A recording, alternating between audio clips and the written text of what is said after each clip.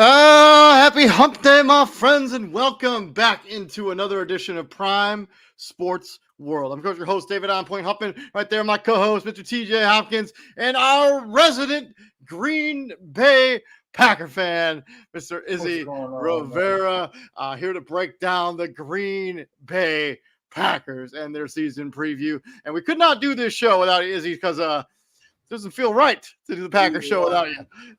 So feel right. Yeah. We 100% could have did this without Izzy. I'm just throwing that out. Yeah. If I hadn't heard from you, I probably gonna do without it. But I'm glad I got a hold of you. I'm glad you're in the show. Let's talk about it. Please like, share, and subscribe to the podcast. Green Bay on the clock as we are now down to the final 13 teams. 13 teams in 29 days. So that clock is ticking before the start of the regular season in the NFL. As we've got preseason games, I think tomorrow, right, guys? Tomorrow's the 8th, yeah. Yeah, so happy Wednesday. How is everybody before we get right into the content? Not good. Overdid it at the gym this morning. Had to go to the ER and got some hydro. So, yeah, can't work out for a little minute there now. Oh, man. Well, hopefully that's nothing super serious and just... No, it's just a pull muscle. It's okay, yeah. Well, that's good. At least it's nothing super serious because, we don't need you on the shelf for any reason. You got to keep hitting those weights, man. Izzy, how are you, buddy? What's up? Doing good. I am doing jolly on this festive, happy hump day. Ready to talk about my Green Bay Packers.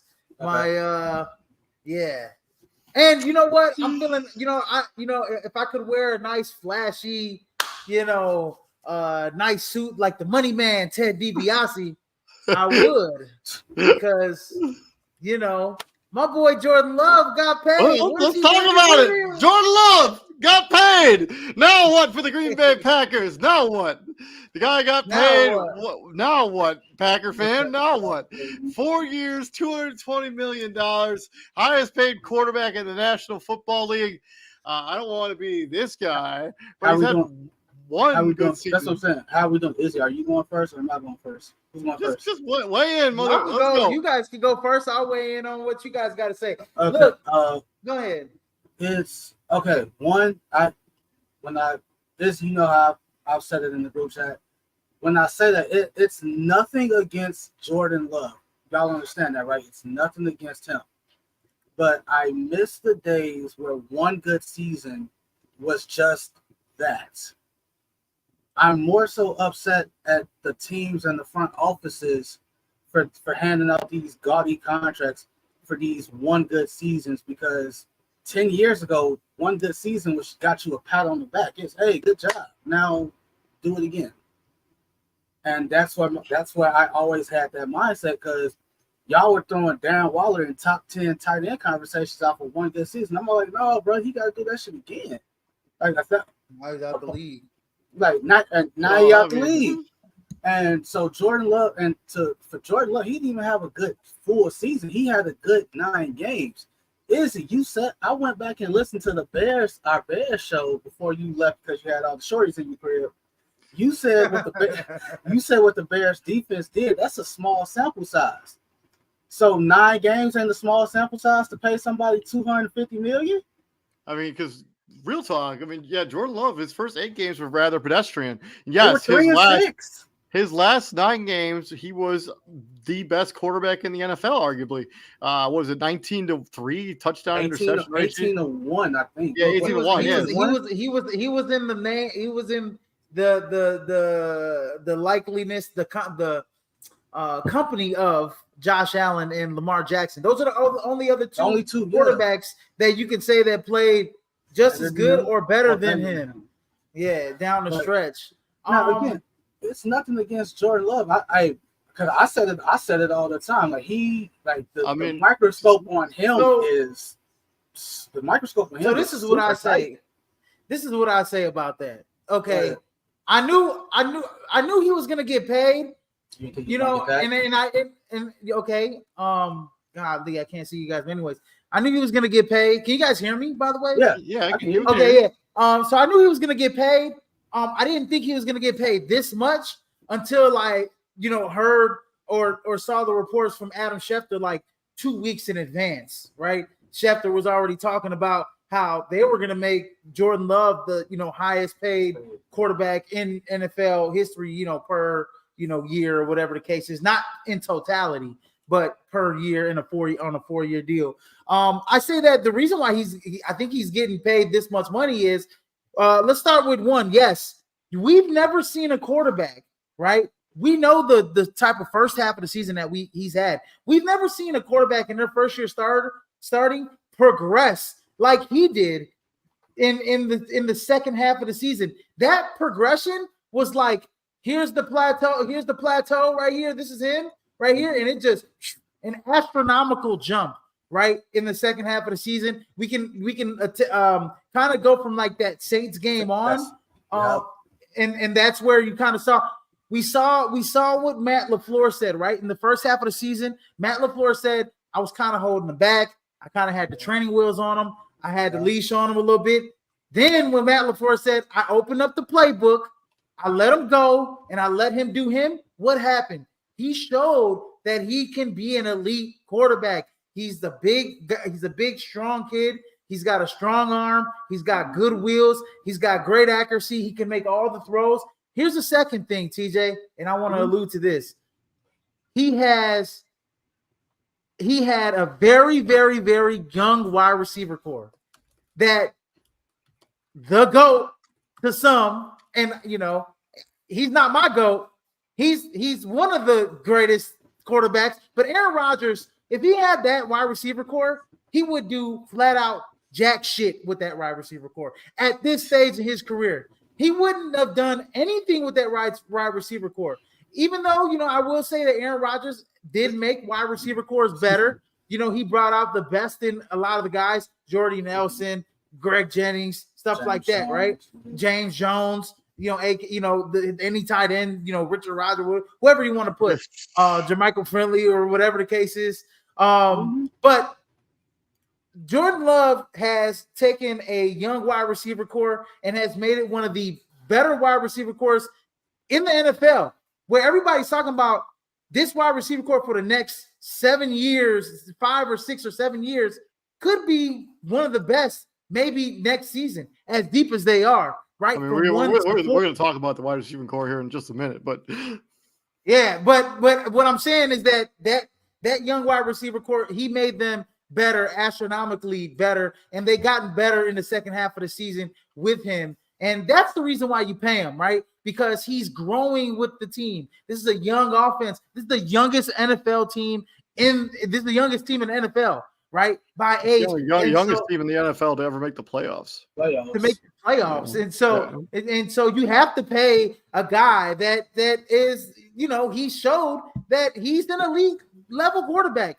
And once you put him in, like I said early on, once you put him in that conversation in the second half of the season with Josh Allen and Lamar Jackson, you don't pay them, as much as those guys, but you got to pay them in the ballpark of an elite status level quarterback.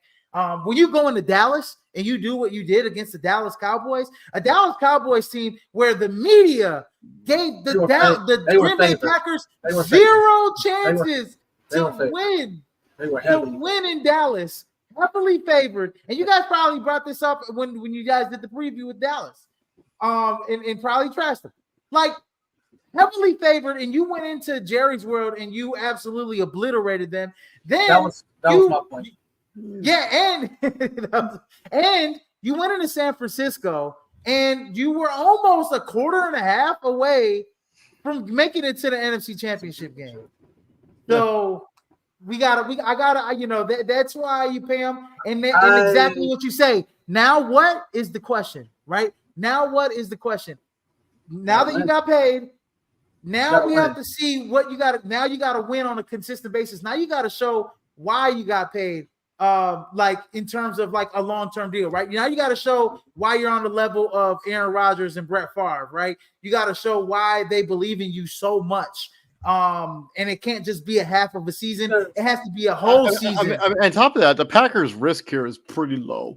Like, I mean, it's a 4-year contract, so I mean, it's really a 5-year deal. I mean, if Jordan Love isn't the guy we think he is, I mean, there's opt-outs after a couple seasons. Like, it won't be a death sentence. It won't be like the Russell Wilson money. Like, Jordan Love is on an upward trajectory. Like, yes, would I personally have been like, well, let's see if you can do that for one more season, but like the market's just going to get higher for quarterbacks. I mean, I don't know who's up next. Dak is up. Dak is up next. You know what's crazy? I'm glad that you said that because there was there's a podcast that Shedeur Sanders does, and he's a college quarterback, by the way. But Shedeur Sanders does with like other college quarterbacks, and he brought that up that when they get in the league, the numbers are going to be astronomically higher. Their next extension is going to be like $80 million, which I think a lockout's coming. Patrick Mahomes, the $45 million contract that he signed not that long ago looks like a bargain now. Josh Allen's only making $43 million. Like that's why I think a lockout's coming because these owners are not going to keep paying out the ass like these contracts like they are. I think at some point, like if the next CBA, I think quarterbacks are going to have their own dedicated salary cap. Like I think you'll have Izzy, like and I've talked to both of y'all about this. Izzy, have I ever once trashed Jordan Love? Have I ever once said anything negative about Jordan Love? No. He did make that throw that was like Brett Favre in the reincarnation.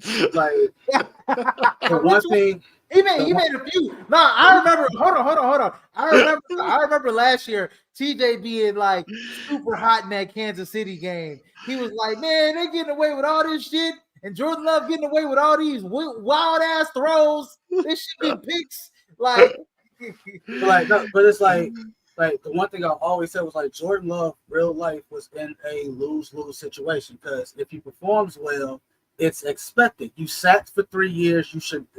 They didn't change coaches. They didn't change systems. You know the lingo. The only thing that's being inserted is you. So like you should have if you perform well, you should have performed well. But if you perform bad, it's why are you performing bad? You sat for 3 years. You learned from Aaron Rodgers. Matt LaFleur has been there with you the whole time. Woo. I would have been like, I think the contract extension I would have gave him would have been along the lines of what Baker got in Tampa. With like a possibility to extend him after that second year, because Baker still was 3 years, right?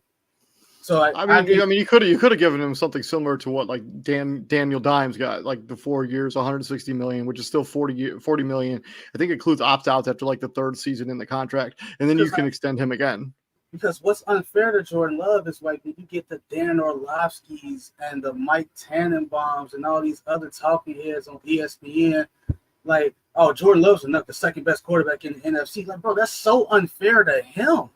Because, like, y'all are basing that off of 9 games. The first 9, they was 3-6. Wait, they just ignore that. Oh, forget that. I'm focused. I'm purely focusing on the 9 games after that. And that's so unfair to him. And to segue into wide receiver 1 doesn't matter. Yes, and there were some big games in there, though. There were some big games. That duel against Patrick Mahomes, and then going into Dallas was, you know what I mean? Like, and then the fact that they were not a playoff team and they had to win their way in. And they had to win out in order to get in. It's still 9 games. It's still 9 games. Swinging into the wide receiver conversation. Let's talk about wide receiver 1. And does it really matter who wide receiver 1 is? It's supposed to be Christian Watson. I think Jaden Reed. I think Jaden Reed is actually your best wide receiver, in my opinion. I like Jaden Reed. I don't think it matters who your wide receiver 1 is when you have this many guys that are just good at the position. Like it gives you like you don't really know who to key in. You don't like know how to put your number 1 corner onto. I mean, they got 5 guys that like how high is he was on Bo Melton last year. Bo Melton.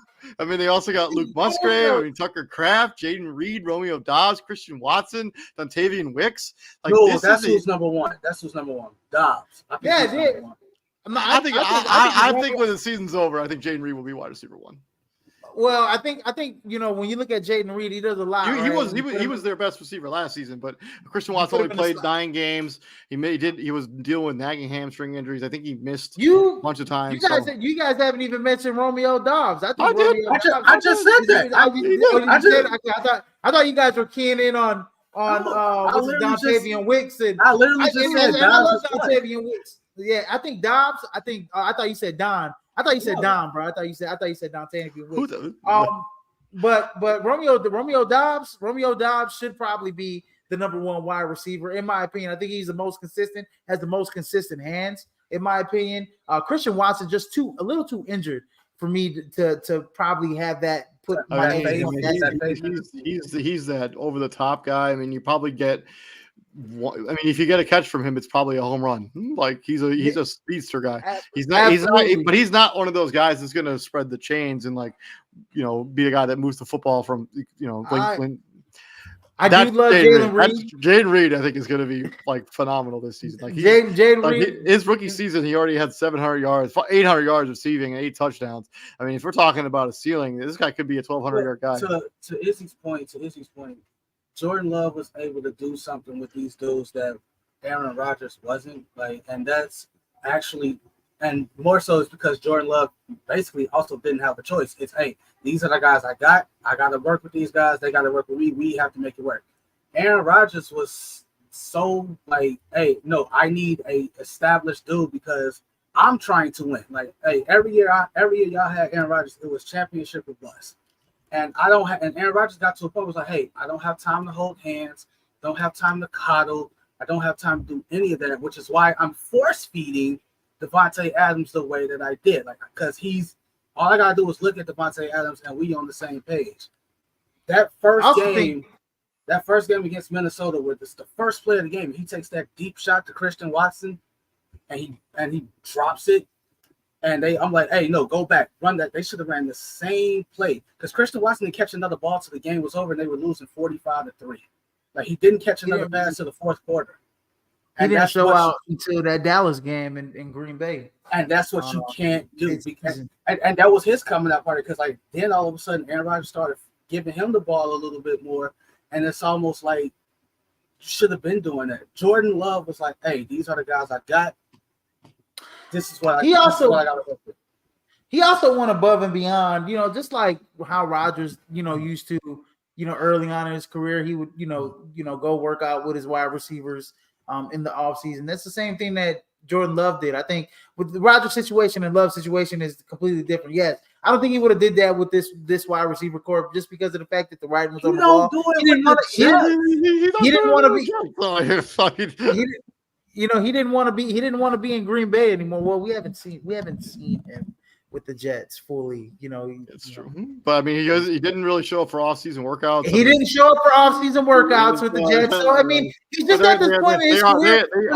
They are optional. But I don't want to talk about Aaron Rodgers. I don't want to. Yeah, he was just a disgruntled old man. Jaden Reed. I put it on Jaden Reed when it's all said. I also think it does not matter who wide receiver 1 is. I think all of these guys are good.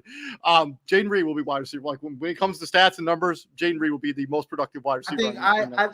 I think Jaden Reed is a good wide receiver too. I think at the end of the day, Romeo Dobbs is your guy.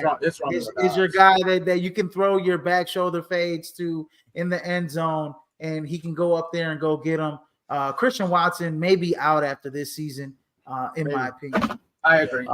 Swinging to the defensive side of the ball, a lot of talk about how good your defensive line is. Let's talk about this secondary for a bit. It's been one of your kind of weak points for the last couple seasons. They try to remedy this over with free agent signings and all this other stuff.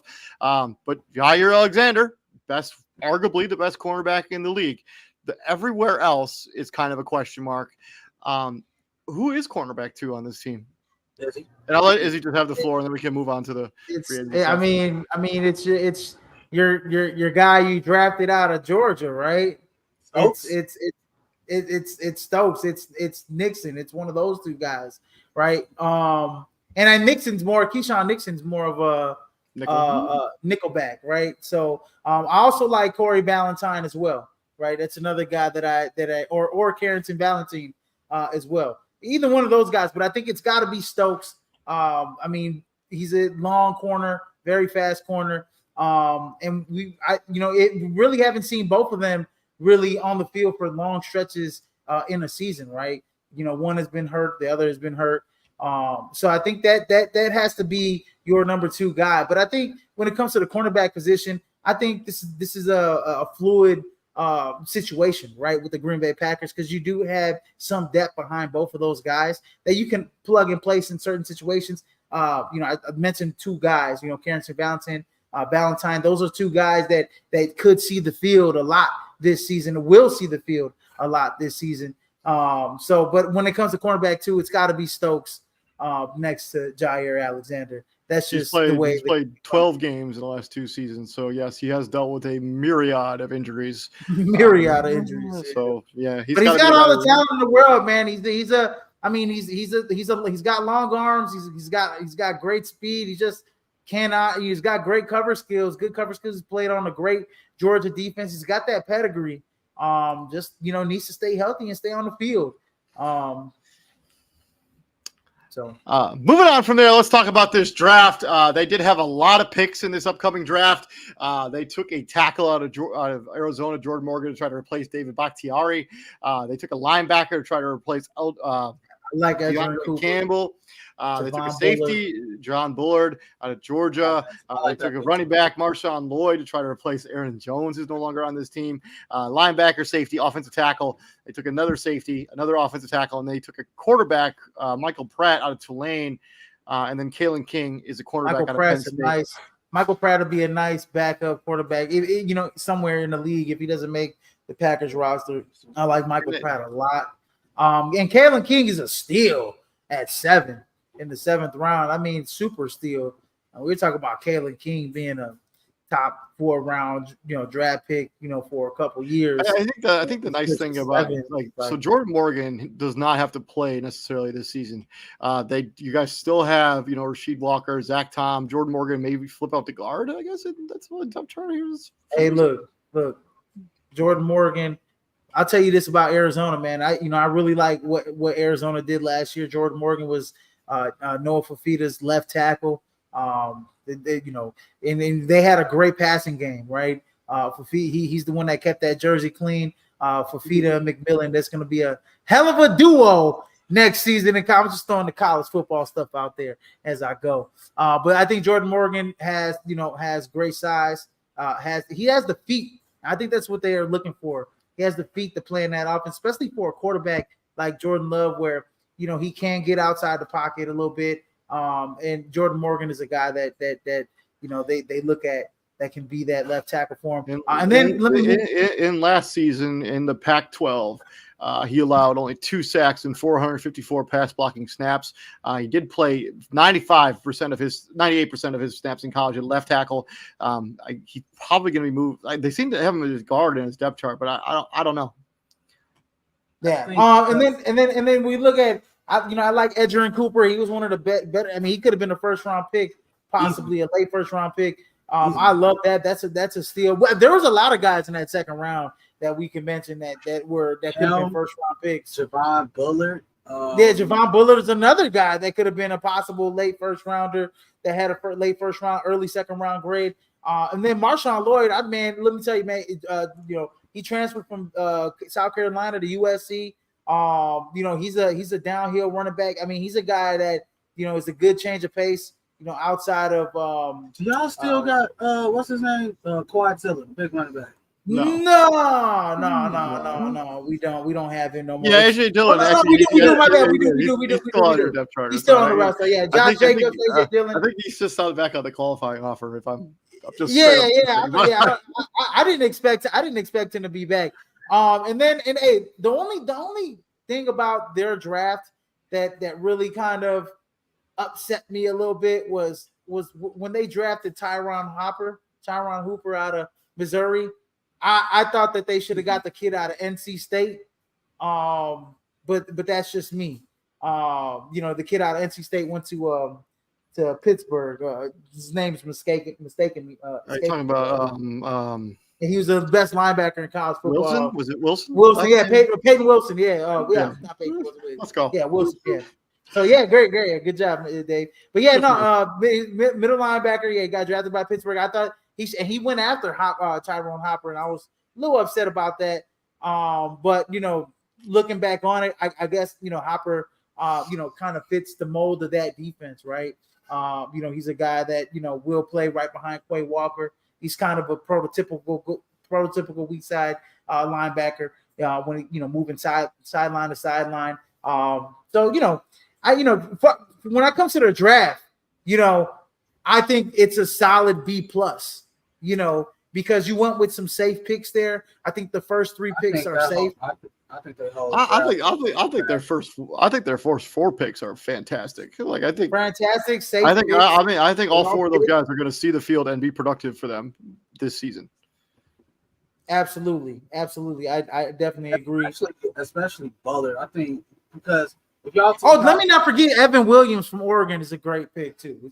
Because I think if the Packers do have a weakness, it is their secondary. Like Jair Alexander, he missed a bunch of games last year, and he had that super weird incident when they played the Panthers. That was so when he went on the field and he wasn't playing. That was stupid. That was super uncharacteristic. That made no sense. I still don't understand the justification behind that. And yeah, the whole draft just screams safe pick and depth pick. Jordan Morgan is probably could start at tackle right now. No disrespect to David Bakhtiari, but you've seen better days, bro. And David Bakhtiari, he's not. That boy gone. He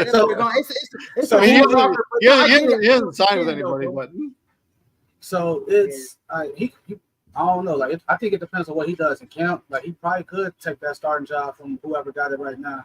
Rasheed Walker, but they got him at right guard right now. I don't know, man. I don't know. But moving from the draft, let's talk about. Sorry, go ahead. I think that's because obviously y'all feel y'all know how I feel about the offensive line. You ain't got no offensive line. You ain't got nothing. I think that's the hardest thing to actually figure out, not quarterback, because you got to get the right combination of the best combination of 5 guys to protect literally everything else. And if one dude is out of place, you ain't got nothing. I agree. Moving on from there, let's talk about roster shakeup. So additions, Josh Jacobs, Andre Dillard, who was a big-time left tackle or right tackle. I can't really remember what position he played in Philadelphia, but he kind of fell out of favor there. Ends up in Green Bay. Big one's Xavier McKinney, baby. Yeah, to play the starting safety for the team. Big-time departures. David Bakhtiari, kind of a fan favorite, Aaron Jones, Devondre Campbell, Darnell Savage Jr. and John Runyon Jr.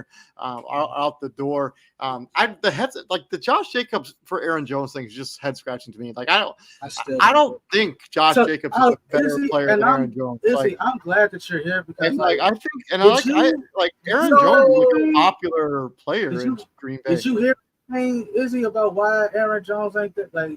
Was it money? Was it what was it? I think Josh Jacobs is a younger player. They're looking at age, and I think they're looking also at injury. It's only by a couple years, David. But when we look at shelf lives, we got to look at Aaron Jones is going into the later, I don't want to say later stages of his career, but later stages of his career. He's already a guy that can't really play a full season.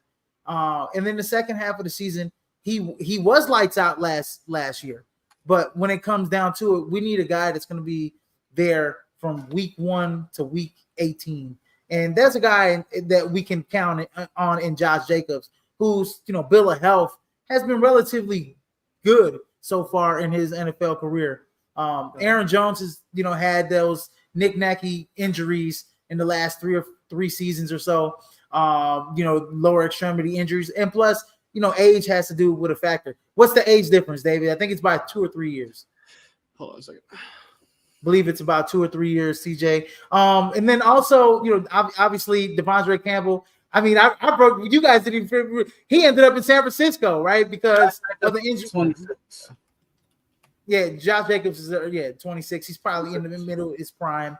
Aaron Jones is what, 29. Yeah, 29. His birthday is later this year, so he'll be 30. He'll be 30 by the time the season ends. And then losing Devondre Campbell. I mean, I as much as I love Devondre Campbell, I think that we drafted a nice replacement in Edgerrin Cooper. I know Isaiah McDuffie is gonna got something to say about that. But Devondre Campbell ends up in San Francisco as he replaces who's a young man that tore his Achilles coming off the field. Dre Greenlaw. Dre Greenlaw. So he's basically a 1-year rental in San Francisco and top defense in the NFC. And then obviously getting Xavier McKinney over Darnell Savage, drafting those two safeties as well, Evan Williams and Javon Bullard, I think are two upgrades in my opinion, or is an upgrade over Darnell Savage in my opinion. So I think that when I look at the departures, I just look at the fact that some of those guys were just it was just their time was coming. Time to go.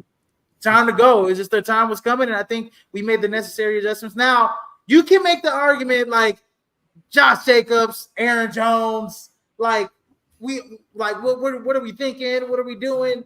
But I think when in the grand scheme of things, he's a younger running back. He's a 3-down back, and his bill of health was a lot better than Aaron Jones when it came down to it.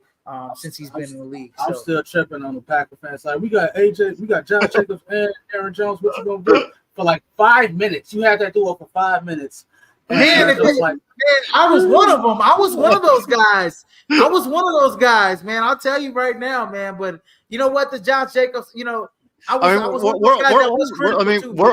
only like a season removed from Josh Jacobs leading the National Football League in rushing yards. He's been a productive back. So we'll see what he looks like when as a member of the Green Bay Packers. He's arguably going to a much better offense than anything he ever had when he was in Las Vegas, Oakland. Yeah, so better quarterback. I mean, better run scheme. I mean, that zone run scheme that they run in Green Bay is, it's going to favor him a lot. So. To the schedule 2024. And I don't remember if we were positive Pete's or negative Nancy's on the last show. But we were negative. We were positive. No. We started off positive, then we flipped the script. Yeah. Well, let's go negative for the Green Bay Packers. If you had to pick the floor, like their absolute floor when it comes to win total for this upcoming season, I think they were 9-8.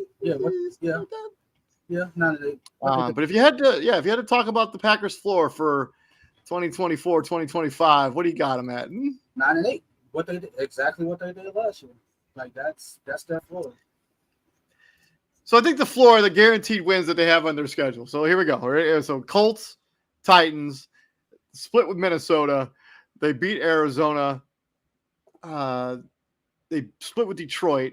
They split with us. I think they sweep. I think they've beaten. They got a better chance at splitting. This is the floor. This is the floor. All right. Okay. This is the floor. So let's calm down. So Colts, Titans, split with Minnesota. So that's 3.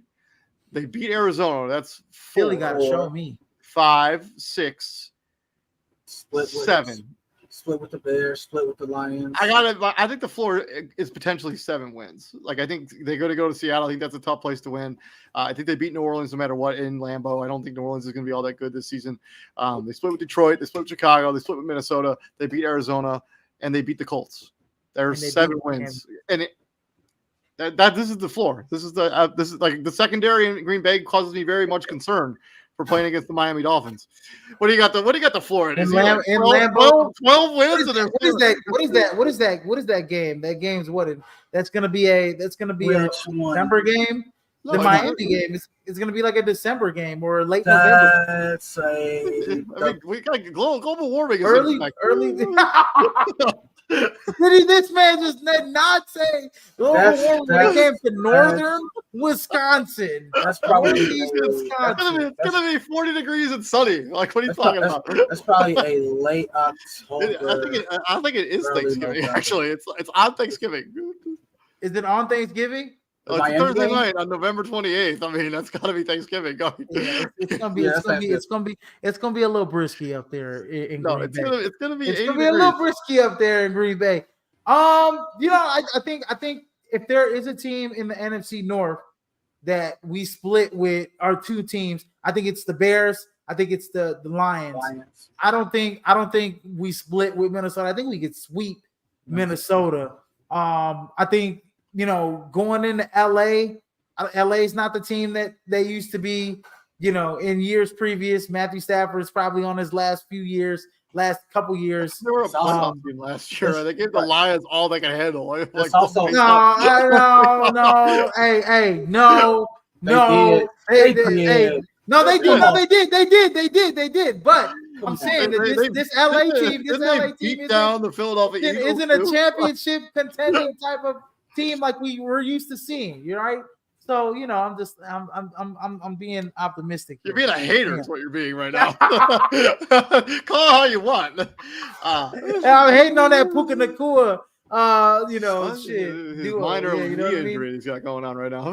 yeah. Anyways, yeah. I think the floor is probably 8-9 wins. And that's if like. That's what I said. If Jordan Love gets hurt or something. I think the ceiling for the Packers is 11-12 wins. Even if he don't get hurt, I just think because there's he's not a secret anymore. Like there's more film. Like how it goes. Right. There's a lot of film on him now. There's more film on him now. They can try to trick him and disguise stuff or make it a little harder for him. Ceiling, Ceiling, I agree with you. They go ceiling. They go plus. They go +2 or +3. They go from 9-8 to 11-6, 12-5, somewhere in that range. Maybe I think. How much do we believe in? I mean, going to Philly had a lot of problems last season defensively. I mean, you go in there first game of the season. I think Green Bay. I mean, and that's like a. If we're talking about the legit ceiling here, then yeah, I think they win that game. We're talking about ceiling. I think we're talking about ceiling. I think this is the ceiling. Philly. I think they beat Philadelphia. I think they beat the Colts. They beat the Titans. They sweep Minnesota. They beat the Rams. They beat Arizona. They beat Houston. They beat Jacksonville. They split with Detroit. Oh, Houston in Green Bay. Yeah, it's like a 13-win season. I mean, they split with Detroit. I still think they lose to Houston. And I still think they go to Seattle and lose that game. It just seems like Seattle can be a tough place to play. So, we're talking about 14-3 when it's all said and done here. Their first 7 games, I wouldn't be surprised one iota if they went 5-2 with the 2 losses. You're gonna have. I wouldn't be surprised if they won all. If they won all 7 of those games, I would not be shocked. To win this division, I would not be surprised if Packers are undefeated when they go into their bye. To win this division, you're gonna have to win 13+ games. Easily, because Detroit is gonna be a 14-15 win team this season, in my opinion. And I think the Bears are gonna be much improved. So I think the Bears are like a 10-11 win team this season. I have to see like how everything clicks. I know a lot of people are, saying that, Caleb Williams is a rookie and stuff, but I don't think he's no ordinary rookie. And so, and the only team that I think in the NFC North, like I said, that's going to get swept by all teams, I think, in my opinion, is Minnesota. And that's not saying much because Minnesota has lost a lot of talent, especially on the defensive side of the football. So, and on offense. So, I think the ceiling is for Green Bay's got to be 12, 13 wins. I have them being. That's my gripe. That's a little too much. This is the ceiling. It's a ceiling. I'm talking about. It's a ceiling. If I'm doing a legit prediction, I got them at like 11-6 or 11-7. I think my ceiling is 12, 13 wins. I still think they finish second place in the division behind Detroit. I think floor is 8-9 wins, and they finish. They're fighting with Chicago. Well, them and Chicago are a wild card team. Well, I think they're going to be both going to be a wild card team regardless. But I think they're fighting with Chicago to get the last wild card spot or something like that. You know what I'm saying? So it's that. So that's just me. But I think they're more or less their talent is on more of the ceiling side for me. I think 12, 13 wins. I think anything less than 12, 13 wins for the amount that you pay Jordan Love for, is a failure. Man, don't put that No, kind of for pressure. real. That's Like crazy. seriously, you don't pay your quarterback No, that kind of money. no, and that David, was kind of expectations if you're not That's a winning hot 12 take 13 right games. there. David, and that's my point. That's my whole issue with paying him the money that you pay him, because you pay him what you pay him. What happens if he does go 9-8 again? You're gonna be upset. If he goes 10-7, you're gonna be upset. So like they have to win somewhere between 11, 12, 13 games for it to be like, all right, that's like Now they gotta justify paying him 200 whatever million. If they go ahead, my bad. If they go 9-8 again, and with the money they pay him, I agree. I mean, they would have to. They are going to have to be better than they were last season. Like they're going to have to be better than they were last year. You pay them a lot of money, but I mean, let's not forget the fact that the Green Bay Packers won a Super Bowl with Aaron Rodgers as a 6th seed, right? So I mean, if you do go 9-8, you sneak into the playoffs, anything can happen in the playoffs. But we're not looking at it like that. I don't know. During that playoff run, I don't even think Rodgers.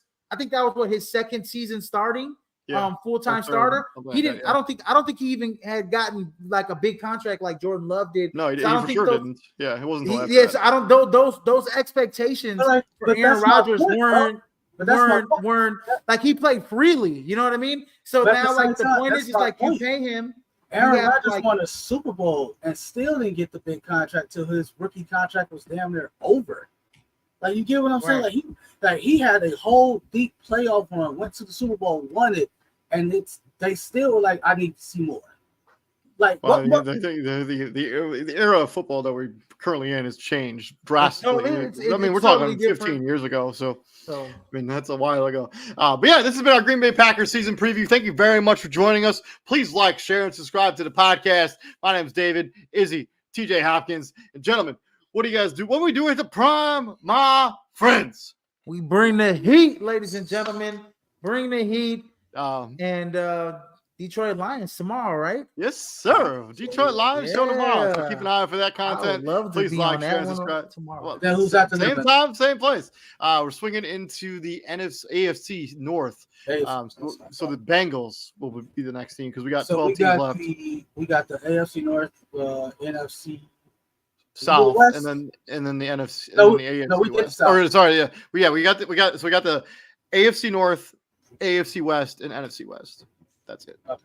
Hey! Before we leave the show, this ain't got nothing to do with football, but big shout out to our ex-Bull, Laurie Markkinen. Got paid. With Utah Jazz. So we'll be back here tomorrow. You guys all be safe out there. Have a good night. Peace out, guys.